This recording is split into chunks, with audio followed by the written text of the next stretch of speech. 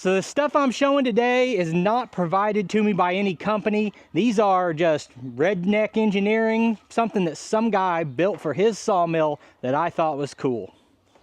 Hey, it's Brock here with Rock Hill Farm, and today I want to show you some awesome modifications that you can do to make a manual sawmill more efficient. Now, a few of these modifications are on my own sawmill that I've been using for about 18 months now. But most of them are on somebody else's sawmill that we're going to go visit. Now, he's done some things I haven't seen before, and I think that's awesome. But he's actually here so that I can sharpen his blades. So the first thing I'm going to do is show you my blade sharpener, how it works. We'll knock that out real quick, then we'll get out and look at these upgrades. All right, so we're not going to spend a lot of time on the sharpener. This video is mainly about the sawmill upgrades, but this is the Woodland Mills RS30 Pro, and it's a fully automated setup, and right now it's running in slow motion because we're in the setup mode. But you've got a cam down here that you change out for different blade types. Then you've got an adjustment for how deep it goes and how far it pushes, and you want it to just remove a little bit of material off the back side of the tooth without cutting the gullet and without cutting on the front side of the tooth. And when it comes around to the end, you'll see in a minute, this right here shuts it off.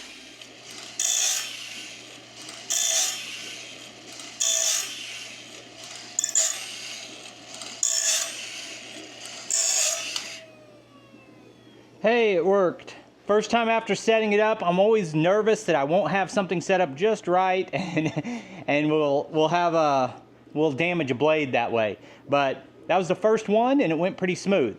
So I've got a bunch of blades to sharpen, and some of them are different brands with different pitches on them, and there are different cams for the different setups you might be using. So we may have to make some changes, and it's going to take a little bit of time on this. So I'm going to do all the sharpening I need to do, and then we'll get to those sawmill upgrades. We just got all those blades sharpened and he's headed home to try them out.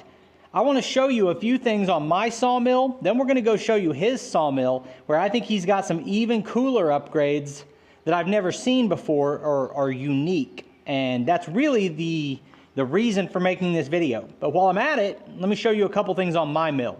The number one thing I love on my mill is this power head with the digital readout. So traditionally, there are a few different scales that can be used to set the thickness of your board and you know how much you want to move the mill head before each cut. So you have 4 different scales here, and on each scale an inch means something different, and that depends on if they're accounting for the saw curve, for different things like that. Well, I learned this and it's fine, but I really prefer this. So this is also actually a DIY thing, but the guy who designed this started selling his own version of it. And I really think this is the best design I've seen for this type of mill, that you can run this up and down. You just turn it on here, you raise your mill, and you say, now we're going to make a cut. You zero it out. Now you say, I want to make my next cut 1 inch lower.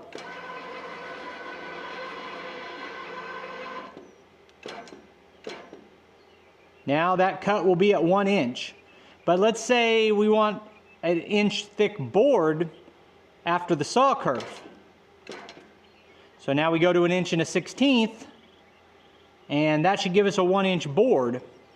Now if you want to factor in that it's going to shrink when it dries, you could go to 1 1/8", and you're going to get 7/8 to 15/16 board after it dries, depending on the type of lumber. So this is a product that I actually do sell for this company. I have a link with a discount code where you can save some money on this power head. I think it's one of the best power head options out there because it uses the existing pulleys off of the Woodland Mills setup. It gives you the power feature. It uses almost no battery. I never have a battery problem because of this. And it has the digital readout that you can zero out. And you just drop it down.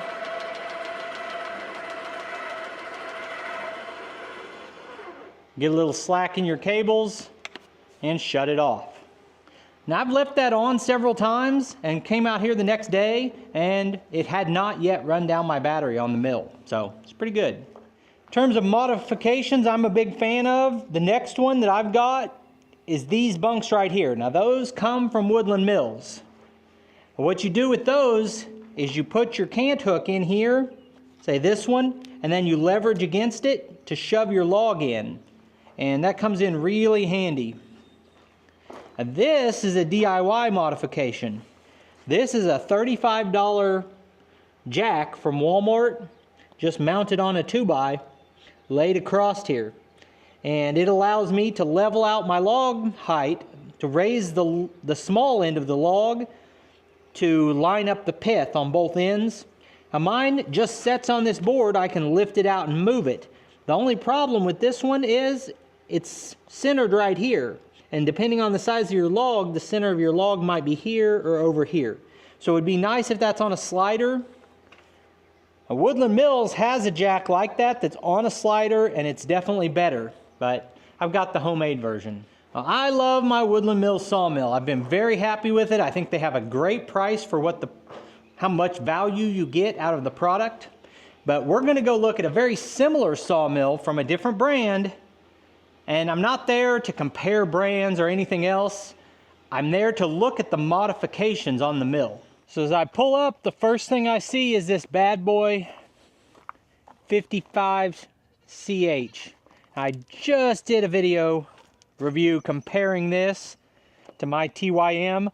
Now the one I compared was a 5045, but otherwise the same tractor, just 48 horsepower instead of 50. This one also has the larger tires, so maybe that is standard with the bad boy version of this machine. I was telling him he's got pretty good taste in tractors, and then he said he bought this as an upgrade to his Kubota based on watching my video comparing it.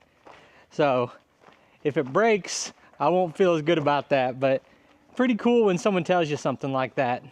Here's the tractor he had before. We've got a Kubota L3200. The funny thing is, in my top 5 tractors I would buy video, I ranked that as the second tractor I would buy, but I've never ran one. I was kind of taking someone's word for it on that exact model.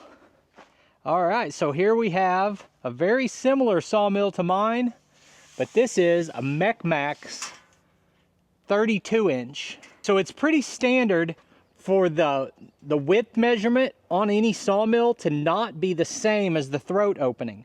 So usually if you've got a 26-inch mill, it's actually got a 23-inch throat, but it can handle a 26-inch log by the time you cut the top and turn it and cut it and turn it. So this 32-inch mill can handle a 28-inch wide slab, and mine actually does 30. Pretty close in size, and when you look at the design, a lot of it looks pretty similar. So like the frame here that holds the sawmill up is different. I can see design differences right there. But I watched another video that said that these rails and bunks and log clamps and all of those things are interchangeable between the two brands of mill. If one brand has some feature that you like I've got a Woodland Mills sawmill, but I like this log clamp better, you can interchange those. And some of these features that I'm talking about today, like Woodland Mills already has a solution for, rather than the DIY version. So here we've got his answer to the log leveling problem. So this is a Vevor jack, and it's going to be pretty similar, but it's got a lot wider base and it's got a flat base on it. And he just has this board here that he sets where he wants it and then runs his jack for log leveling. I like that a little better. I'll have to do a price comparison, but this would be better than what I have. So I'll look those up, see how much they are. So I mentioned that the jack I have on mine only costs $35 at Walmart. But when you look at the much wider flat area that this has, I think it's going to work better. And it's probably more stable, rated for more weight. It's not putting all the pressure in one spot on the board that it's setting on. I think this is probably a better setup, and it runs about 60 bucks. So in a previous video, I showed this option for raising and lowering.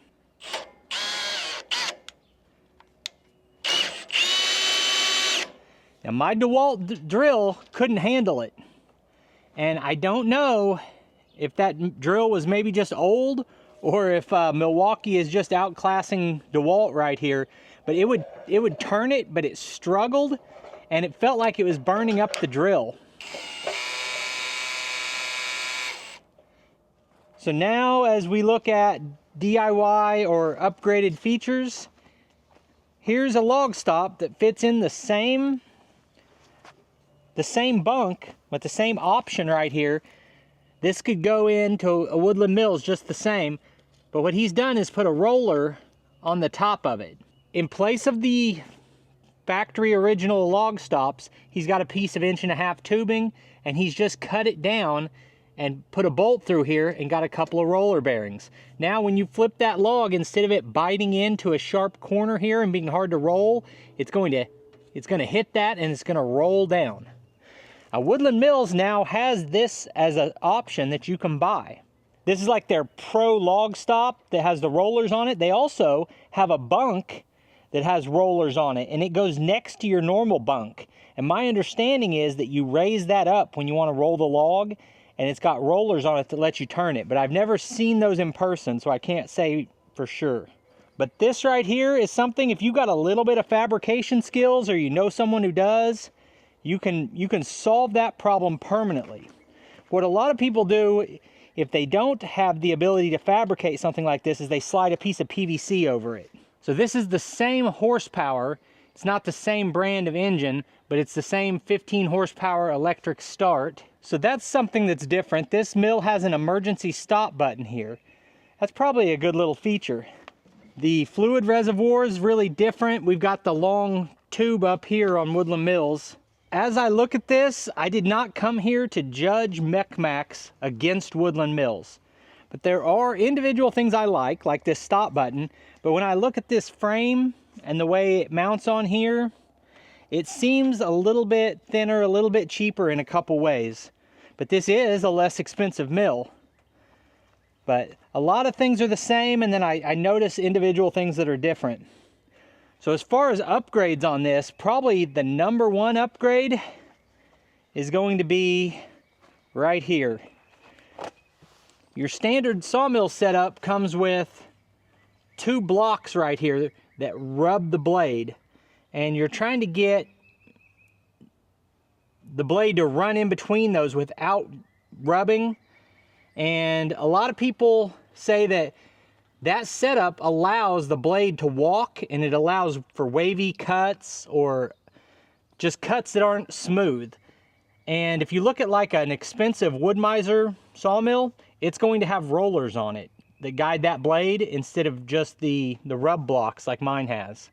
So the way this is designed, if you take this loose and you rotate this shaft, it's on an offset. So it's going to raise and lower this and put the amount of pressure you want, because you really want minimal pressure pushing down on this. But having just that little bit of pressure on a roller bearing is going to stabilize that blade a lot better. Another modification he did is moving the lubricant further back here, and then just putting basically like a Scotch-Brite pad around it, and that kind of wipes the buildup off of the blade as it runs against it.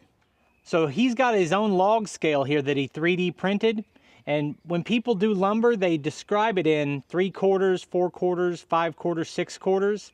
And so if you want to cut 3/4, you go to your first cut is here and your second cut is here, and that accounts for the saw kerf, and he 3D printed these. So I'm not describing these modifications on behalf of a company that sponsors me or anything like that. This is just some guy that I just met, and he's done some cool stuff. Now I just asked him about it. If someone wanted these modifications, if you wanted a log stop with roller bearings on the top, send me an email. We could probably set you up with some. If you don't have the ability to fabricate it, and say you wanted that that 3D printed measurement system or any of these things, let me know. We might be able to set you up with it. But it's not really like a company that's got a website set up. We're not here to sell product. Now, if you've just got your mill or you're not happy with the base on it, I did a video on how I built my stand, but this is a very simple yet effective way to do it. If you can get these blocks set and level, and then just, there's nothing to it really. It's just 4x4s going that way, and then what are these 6x6s going the other way? I wanted mine up a lot higher, and then after using it up higher, I realized how problematic that was. That the higher it is, once you get it higher, you lose all of your leverage for turning logs. So if you're going to be rolling logs with a cant hook, you really don't want your mill set much higher than this. And I would say his log bunks are maybe 18 to 20 inches in the air. And I originally had mine set up where it was probably 34 or 36. And I've lowered it down now that it's on the trailer. So as a Woodland Mills guy, I love the Woodland Mills products. I had gotten the impression that a MechMaxx sawmill was almost identical, but there really are a lot of differences. And if you want to understand the differences between what I have and this MechMaxx, Lucas from Peaks Peak Hobby Homestead has a ton of videos on the MechMaxx. You can go there and check them out. As far as today's video, I think that wraps it up. I appreciate you taking time to watch the video. I'll put links on the screen to a couple more of our videos, and I'll see you next time.